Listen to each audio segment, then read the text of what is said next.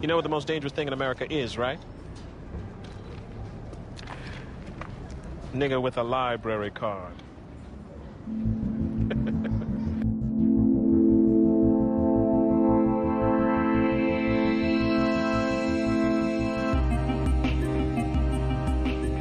This is the Most Dangerous Thing in America podcast, a show in which we read books by black authors, and they're talked about by a black author, and you can listen if you are black or not black. That is okay.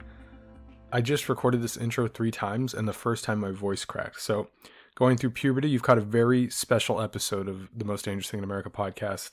A young man goes through puberty for the second time. This week on the podcast, I am reading, or have read, I am discussing Invisible Things by the author Matt Johnson. He also wrote Pym. He wrote a nonfiction novella. He wrote Incognegro, which is one I wanted to get my hands on, but it's a graphic novel, and I really don't dig this graphic novels by Kindle, and I've been in China since 2019, and so it is hard to get physical books, especially with things like graphic novels. But this one is not a graphic novel, Invisible Things. It came out 2022, hasn't been out that long, right?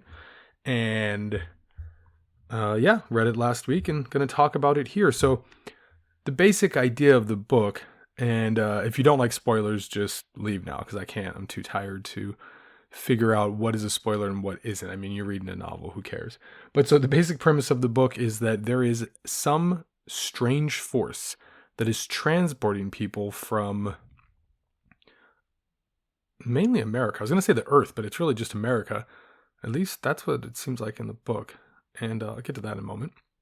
But transporting them from, let's just say, the Earth to a moon on a Jupiter, one of Jupiter's moons. And so they're transported there to this like perfect bubble.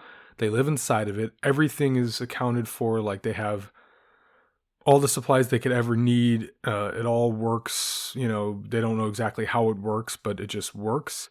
And they call themselves New Roanoke, and they're discovered by a team on I believe it's the SS Delaney, who is part Caltech, part MIT graduates going out there, and they're, it's like a couple years in the future, not too far in the future, but so they're going out there to explore just in general. They're exploring space. They're on a cryo ship, and they happen to see this thing on the moon. It's a settlement, and they get there, and basically all hell breaks loose because the people who are there, they're quite happy. They've escaped the problems of Earth, and they're totally fine just turning a blind eye towards the things that they don't understand, hence the name Invisible Things. And there's a lot of allegory here, and one of the things about allegory, I remember my good friend wrote her thesis about this in undergrad, her final English major thesis, about how the allegorical novel is dead.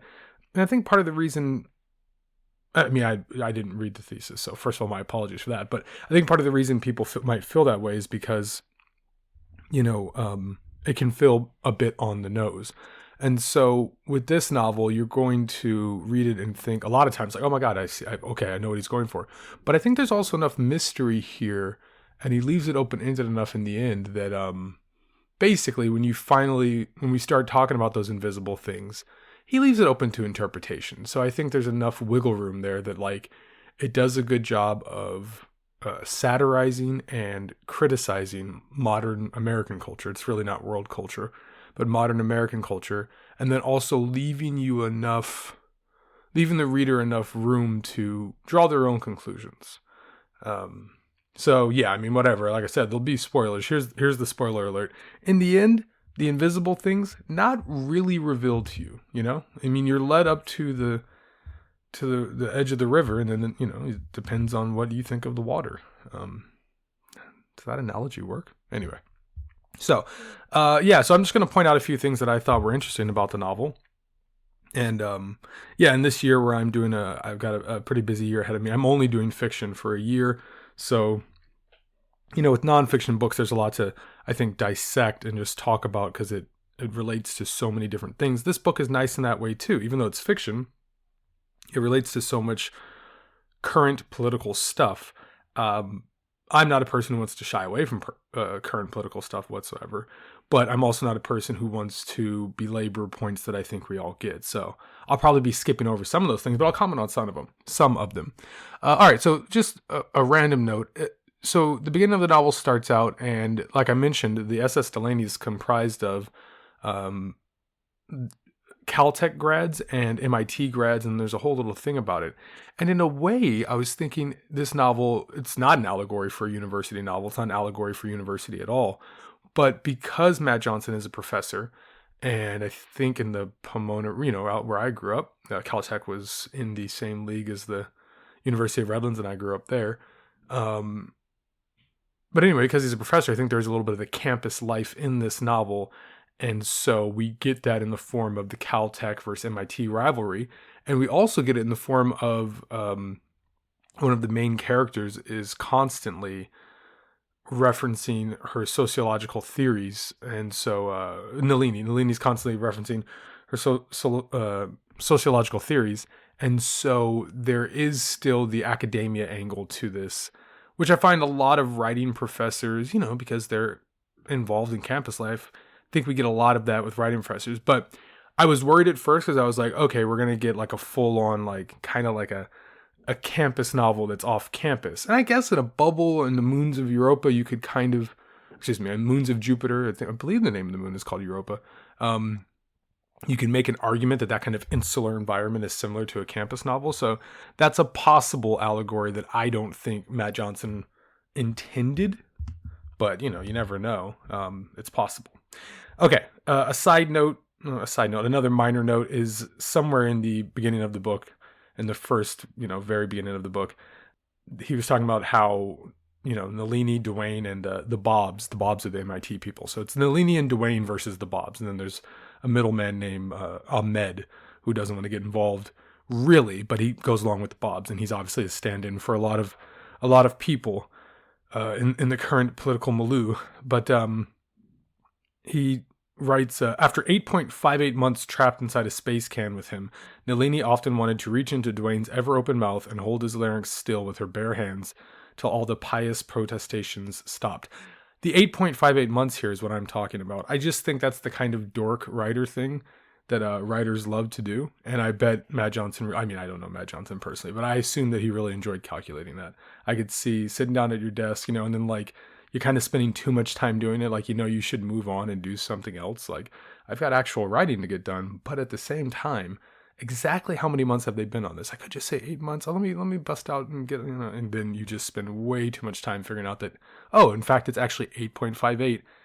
And then the funniest part being that it's super satisfying when you do. So, so there's that. And then I think we come to our first real allegory thing here. So Nalini and Dwayne are both black. Well, Dwayne's definitely black. I can't remember if Nalini is, if it's explicitly said she's black or if I just assume she's black, but I think they're both black.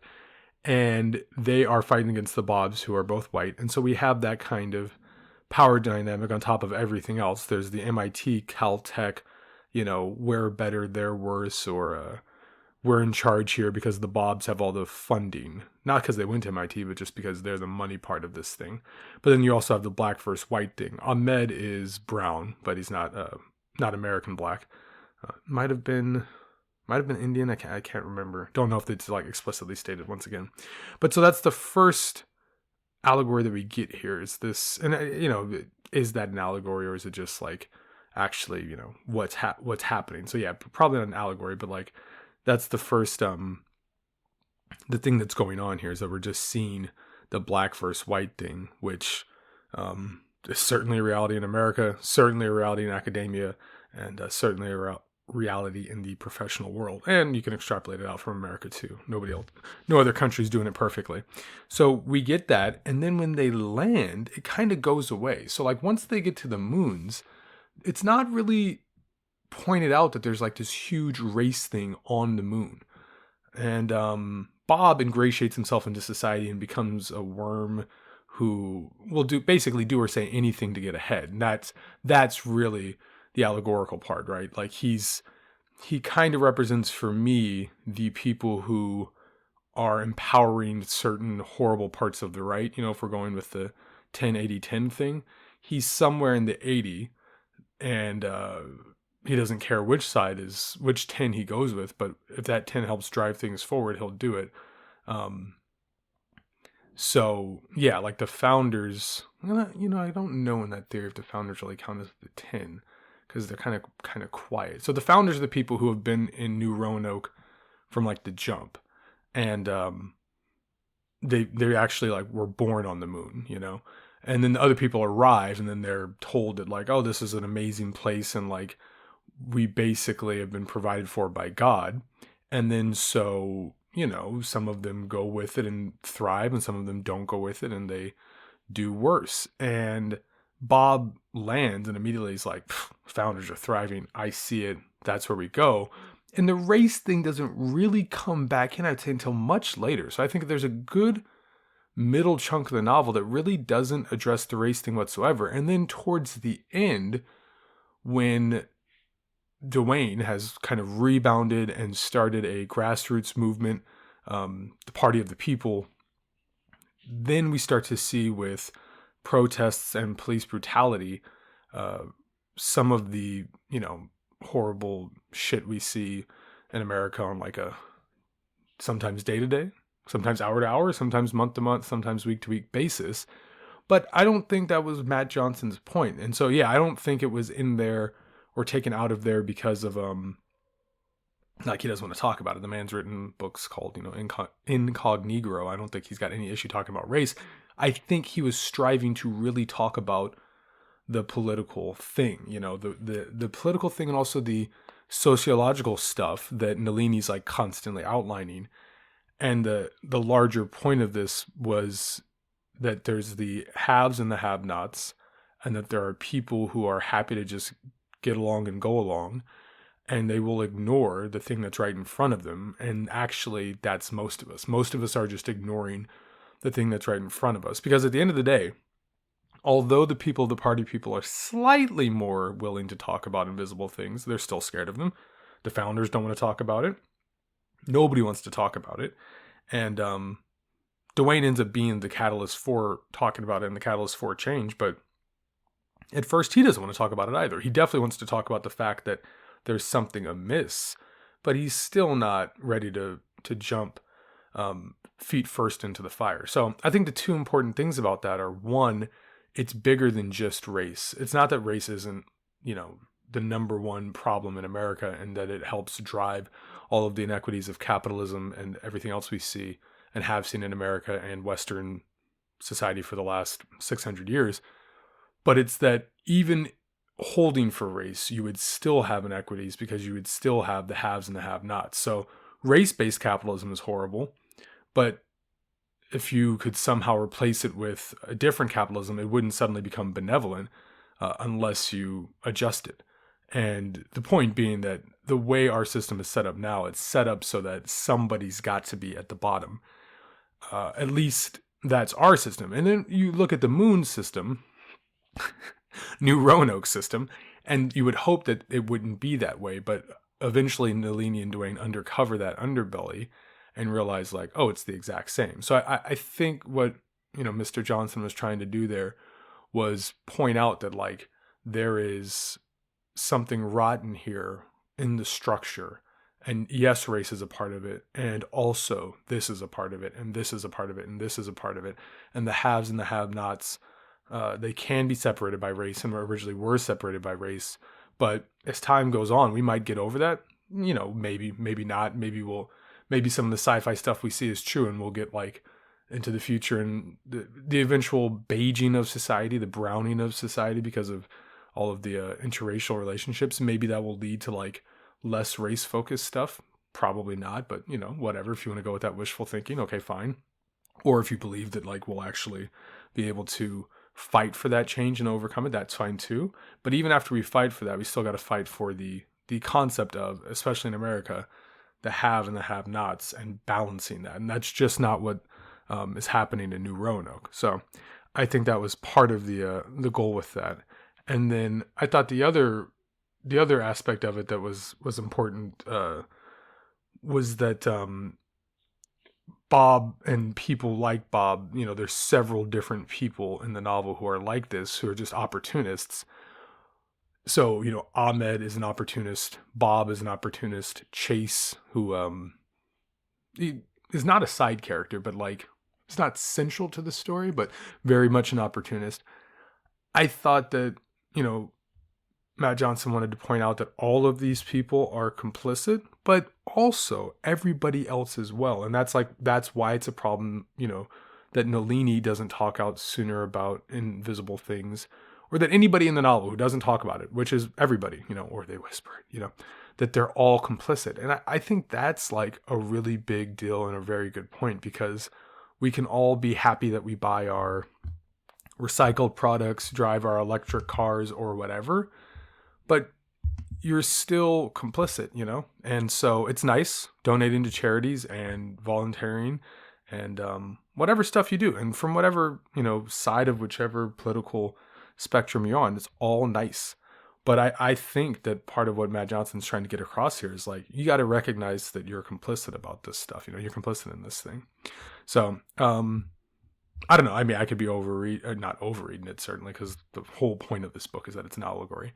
But I thought that was, part of his message there. Yeah, but I could be misreading it. And then so just two more things about these kinds of people who will get along and go along. Because they're different types, right? So if we just look at kind of like 4 different types really quick who are in this novel. You have Nalini, who's sitting there and she's part of the system, and so is Dwayne too, but let's just focus with Nalini. And Nalini's part of the system and always has been. She, went to Caltech and now she's a sociologist, and she's really, removed at first and not wanting to get involved, so she's still complicit. And the thing is, she is educated. She came off the Delaney. So, of course, she's not going to get treated as bad as the people who have to live in the cavern, right? So there's these people, that's the actual underbelly, the subaltern, like the actual people who are at the bottom of society, the ones we never see. And in the novel, they're somewhat invisible too. We don't actually talk to any of them, We don't actually talk to any of them. And I thought that was part of Mr. Johnson's idea as well. So she's one type, right? That's one type of person who's from a underprivileged or a persecuted group, right? Doesn't have to be black, could be in a group, but benefits by being, either educated or flat out lucky. My ears are burning. Okay. But anyway, yeah, it's great to acknowledge that you're lucky, but at the same time, are you advocating and fighting for change? So you might be a Nalini. I'm a Nalini, right? So then you have, and what to do about it, of course. Then you have Ahmed, who's just in complete denial, and so will say things like, well, the Bobs aren't so bad, or the founders aren't so bad. Whoever's in power isn't so bad. It's not so bad. And I've uttered that sentence before, so I'm an Ahmed. And then a third type of guy is Chase, who gets offered a great deal. So once he gets to New Roanoke, and we won't get into his whole deal, but basically he was looking for his wife. She got abducted. He didn't know she got abducted. Nobody on Earth knows this place exists. People went missing and nobody cared about them. Because most of the people who got abducted were like pretty average folks, which, harsh judgment, but they didn't abduct people that would be noticeable. So she goes missing, and then whatever, somehow they're magically reunited. He happens to get on this ship. It's very, very lucky, and so he ends up getting a sweet deal to kind of be part of the founding party, the party in charge. And so he becomes an opportunist, but he's not really that kind of opportunist. It's just that he falls backwards into a good thing, and he's like, oh, okay, I'll go along with it. Now it's different than Ahmed. Ahmed's more enterprising, right? And he actually understands if I just go with the status quo, it's a good idea. Chase is not enterprising. He's not a schemer. He just, fell into a good deal and kind of had to be convinced that he should take it. But he wasn't actively saying he has his loyalty, he has his own moral compass, but he's not strong enough to adhere to that moral compass. And then you have Bob. And I want to read this quote that Matt Johnson wrote in light of it's not a quote that he wrote, it's a passage from his book that he wrote, but I want to read it in light of the recent Kanye comments. First of all, I have to say that people haven't been fucking with Kanye for several years now. And I saw that today tweeted out that anti-Semitic thing, and Sarah Silverman said, why aren't people denouncing Kanye more? I mean, yes, what he tweeted out was abhorrent, but he's been denounced. I don't know how much more he could be denounced by a good section of the black community. And anybody else who hasn't denounced him, well, that's whatever he tweets out isn't going to change. But anyway, the quote that I want to read here, pretty short. It's about Bob. He says, "By overcompensating in displays of fealty to a powerful tribe, it was possible to overcome the fact that this tribe was formed around rejecting people exactly like you." So I feel like this is Kanye. This is the other grifters in the new right who have black skin and let's use the fanon, black skin and white masks, but yeah, or they might even just have white skin and black masks. Who knows? They're so confusing, but it's not confusing, and Johnson nails it here. There's nothing confusing about it. You overcompensate. You go 10 steps further than a person from the tribe would go, and in doing so, they go, oh, "Man, this guy's great," and they lift you up, and they'll with Ye. I don't even want to call him Ye anymore. That term of endearment. With Ye, they'll kick. They used him for the interview. He used them as well with that dork off of Fox News, and I just don't want to say any of these people's names.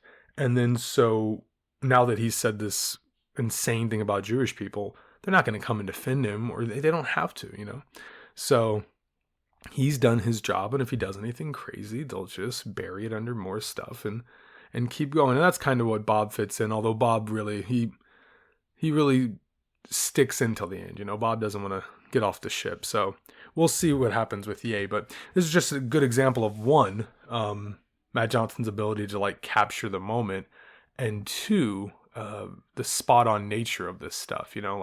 We see it so often with so many different bad actors, and I mean, they're actually great actors, but just bad people who are selling away whatever you want to call it, their heritage, their ancestry, their fucking sanity, just to be part of the in group. And they know if they go a little bit further, even if they believe some of the junk they're spewing, they know they can make it even better if they spew it a little bit worse than everybody else. And all it takes is a pat on the back from the in group, or there's many different types of encouragement and motivation for this stuff. But yeah, so that's in here. And then the last thing is, I think it puts a bow on this entire novel and really gets at what I thought was the best part of the allegory. And it's on page 249, so we're almost at the dead end of the book. And I think it sums up that part I'm talking about with complicity. And it is, well, let's just read it. "The patriots who don't have to scream in the streets because they are extraordinarily comfortable. Comfort is underrated. A comfortable citizen is an appreciative one. It means they're happy with the way things are not taking. It means they're happy with the way things are, not taking our blessings for granted." That sums everything up. I mean, that's exactly the point, And if you look at any kind of movement from America over the last 20 years, 40 years, or 100 years, it's always done by the people who are uncomfortable, And that's why most of the time it is black people. Or most of the big changes, the civil rights. Of course, there's other civil rights things, so maybe I shouldn't say most of the big changes, but I'll just use black people because that's the one I'm familiar with. How about that? When you are, as Malcolm X put it, when you got a knife 9 inches in your back and you pull it out 6 inches or 3 or 2 or 1 or 7, you would like to have the other 2 inches pulled back out. You're still feeling that discomfort. And if you're not uncomfortable, if you can, I like to say, if you can sit on the couch and watch football and have your potato chips, whatever, be able to drive down to the market and get your block of cheese or whatever it is you want, your 47 varieties of peanut butter, some craft beers, go to your suburban chocolatier, the hip little coffee roaster you got. If you can do all that, if you have your creature comforts, you're going to be good. And that's why we're all complicit. That's the point, It's all nice and well to rail on the people who we absolutely disagree with politically. But a lot of us are super comfortable, and that's why you see things like, that's why you can look at protest movements and see the difference in who they're led by. Are they led by the comfortable and the complacent, or are they not? And that's also why, and everybody knows this, but when you're running a government, if you can keep your citizens placated, well, and a good number of them, you're never going to get to that revolution we keep hearing about. And the thing is, the way the efficiency of America is right now, you're able to keep a good number of people complacent, even the ones who are pissed off, to really radically change things, like on a global scale, or even just to radically change them on like a whole country scale so that the actual have-nots would be taken care of. That would have to mean that you'd really have to get outside that comfort zone, and who the hell wants to do that? The novel ends with, like I said, the revealing of the invisible things, or at least the acknowledgement that they're real, and it's open to interpretation what they are. Matt Johnson does a thing where he talks about how it is way worse than you could imagine, but it was right in front of you the whole time. And that's kind of the whole point. It was right in front of us the whole time. And I leave it to you, my fellow reader, to figure out what it was. I have my theories. So, I don't know. Without getting specific about it, I think it's just the general idea that we all know that there's something wrong and we keep ignoring it. I don't think invisible things refers to any one thing. I think that's why it's plural. It's called invisible things. In the end of the novel, it's personified as being a single thing, but I think the allegory is about it being not just a single thing. At least that's what I took away from it. But like I said, I think Mr. Johnson does a job of leaving it open to interpretation. So, I don't think there's any one right answer, but I do think that it's very true that we are ignoring stuff that's right in front of us. 27 minutes. I told you there's a lot of meat on the bone with this novel, but not too long. And I really enjoyed this. It was my first Matt Johnson book. I'd been meaning to read several of his books, so I'll be coming back to this. I thought it was great. Really liked it. And would definitely recommend it. And I think the allegory works, and I thought it was funny and just generally entertaining. It wasn't a slog as things can be. I will be back in 2 weeks. I don't even know what I'm going to read. I'm kind of just scrolling through stuff. I have a Toni Morrison book on my shelf, Toni Morrison, A Mercy, that I've been meaning to read. So that might be it. I might be back in 2 weeks with that. And then other than that, the other choice would be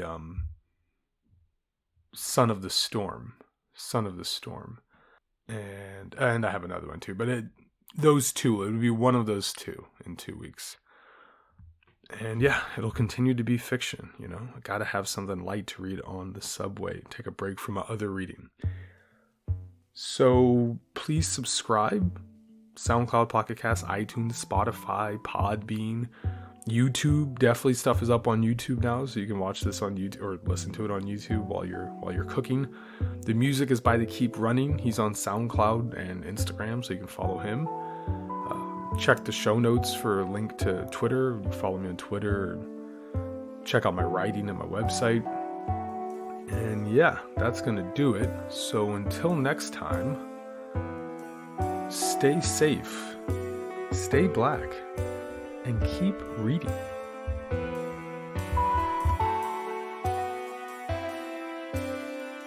This time enough at last.